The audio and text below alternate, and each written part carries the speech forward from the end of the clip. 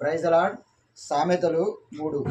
నా కుమారుడా, నా ఉపదేశము మరవకము, నా ఆజ్ఞలను హృదయపూర్వకంగా గైకొనుము. అవి దీర్ఘాయువును, సుఖజీవంతో గడుచు సంవత్సరములను, శాంతిని నీకు కలగజేయును. దయను సత్యమును ఎన్నడూ నిన్ను విడిపోనీయకము. వాటిని కంఠభూషణములుగా ధరించుకొనుము.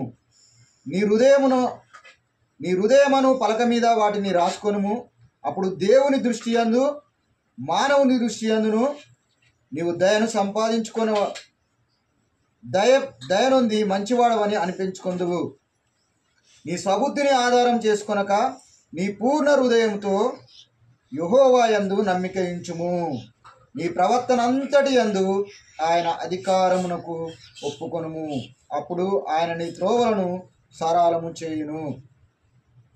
ఉదయకాల సమయంలో దేవుడు మనతో మాట్లాడుతున్నటువంటి మాట ఏంటంటే, ఈరోజు మన అనుదిన వాగ్దానంలో ఈరోజు మాట్లాడుతున్నటువంటి మాట ఏంటంటే, నా కుమారుడా, నా ఉపదేశమును మరవకము, నా ఆజ్ఞలను హృదయపూర్వకంగా గైకొనుమంటున్నాడు.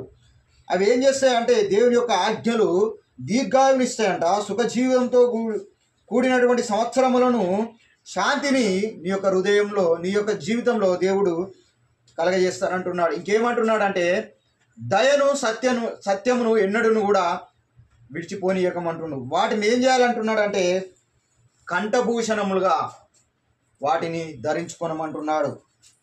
నీ హృదయం అనేటువంటి పలక మీద వాటిని రాసుకొనమంటున్నాడు. ఎందుకంటే ఆయన ఆజ్ఞలను పాటించే వారికి దేవుడు దీర్ఘాయువును ఇస్తానంటున్నాడు. కాబట్టి ఆయన ఆజ్ఞలు పాటించే వారికి ఇంకేమంటున్నాడంటే, దేవుని దయలోను మనుషుల దయలోను వర్ధిల్లుతారట. కాబట్టి నీ స్వబుద్ధిని ఆధారం చేసుకొనక, మన యొక్క స్వబుద్ధిని ఆధారం చేసుకొనక మనం ఏం చేయాలంటే, పూర్ణ హృదయంతో యెహోవా యందు నమ్మిక ఉంచాలట. అప్పుడు ఆయన మన యొక్క మార్గాన్ని సరళం చేసి మనకు కావాల్సినటువంటి సమస్తమును ఆయన దయచేస్తాడు. ఈ కొద్ది వాక్యము దేవుడు దీవించి ఆశీర్వదించును గాక. ఆమేన్.